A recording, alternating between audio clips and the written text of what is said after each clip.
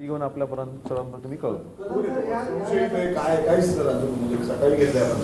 नाही, मी जवळपास आज सकाळी 10 वाजता मी पुण्यामध्ये आलो आहे आणि 10 वाजल्यापासून माझ्या सातत्याने बैठका चालू आहेत. पण मी रिव्ह्यू घेऊन आपल्यापर्यंत माहिती देतो.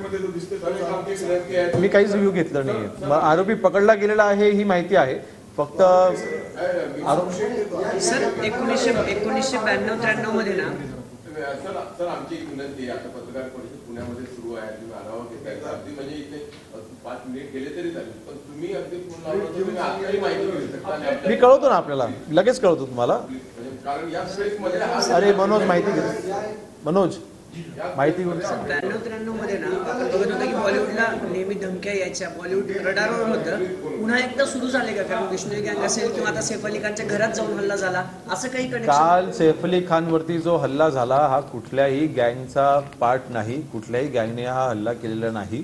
कालच आपण ह्या बाबतीमध्ये स्पष्टता दिली होती.